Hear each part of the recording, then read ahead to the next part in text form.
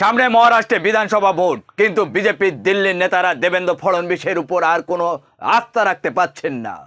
তাই মহারাষ্ট্রে সেই পুরনো মুখ নীতিন গড়করিকে আবার বিজেপির মুখ হিসাবে সামনে তুলে ধরতে চাইছে। তো চলুন মহারাষ্ট্রের বিধানসভা ভোট বিজেপির ভোট রণকৌশল কি আছে দেখে নিন।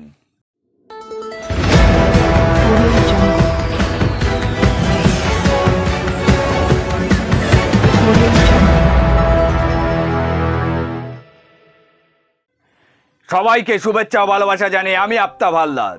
আজ শুরু করছি দেশের খবর।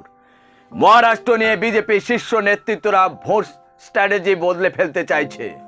দেবেন্দ্র ফডনবিসকে সামনে রেখে মহারাষ্ট্রে বিজেপির পক্ষে আর ঘুরে দাঁড়ানো সম্ভব নয়, এ কথা লোকসভা ভোটে তা বোঝা গেছে।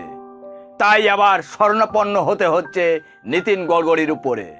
দেবেন্দ্র ফডনবিস দফায় দফায় লোটাস অপারেশন চালিয়ে বিভিন্ন দলের ভাঙন ধরিয়ে বিজেপির জোটে আনতে সক্ষম হয়েছেন, কিন্তু তার মধ্যে নিজের দলেরও শক্তি ক্ষয় হয়েছে। 2024 সালে অর্থাৎ মাত্র 4 মাস আগে লোকসভা ভোটে অপ্রত্যাশিতভাবে বিজেপির এই মহারাষ্ট্রে ভরাডুবি হয়েছে। কংগ্রেসের থেকেও কম আসন পেয়েছে বিজেপি। আর দেখা গেছে বিজেপির জোট সঙ্গীরা ও নড়বড়ে। একদিকে শিবসেনা ভেঙে আসা একনাথ শিন্দে, অন্যদিকে এনসিপি ভেঙে আসা অজিত পাওয়ার, তাদের দুজনে পারফরমেন্স খুবই খারাপ। তাই আসন্ন বিধানসভা ভোটে নীতিন গড়করির হাতে দলের নেতৃত্ব তুলে দেয়া হতে পারে। আরএসএসও সেটাই চাইছে।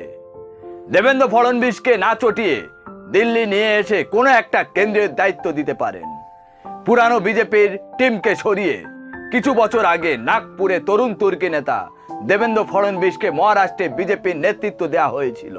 সেই সময় থেকে গোপীনাথ মুন্ডে থেকে শুরু করে নীতিন গড়করিরা পিছনের সারিতে চলে যান।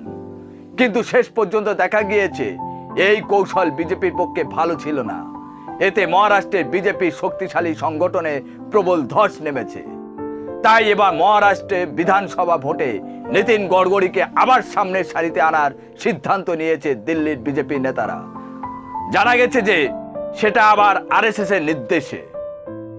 শোনা যাচ্ছে যে এবারে বিধানসভা ভোটে নীতিন গড়করিকে মুখ্যমন্ত্রী মুখ করে বিজেপি ভোটে লড়তে চাইছেন। সোজা কথা, নীতিন গড়করির গুরুত্ব বিজেপির কাছে অনেক বেড়ে গেল। এখন প্রশ্ন হচ্ছে যে বিজেপির মুখ পরিবর্তন করে যাকে আনুন, সত্যি কি মহারাষ্ট্রে বিজেপি বিধানসভা ভোটে ভালো ফল করবে? তা তো লোকসভা ভোটে সঙ্গে মিলছে না।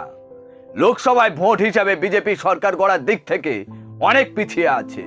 তাই অল্প সময়ের মধ্যে বিজেপি সাংগঠনিকভাবে ঝড় তুলতে পারবে তো, নাকি বিজেপি বিরোধী জোট সরকার ক্ষমতায় আসবে, সেটা সময় বলবে। আমরা সেদিকে লক্ষ্য রাখছি। আর আপনারা লক্ষ্য রাখুন বেঙ্গল নিউজ চ্যানেলের দিকে প্রতিদিন সকাল 8:30টায়। আজ এখানে শেষ করছি। সবাই ভালো থাকবেন, সুস্থ থাকবেন। Tata, bye bye.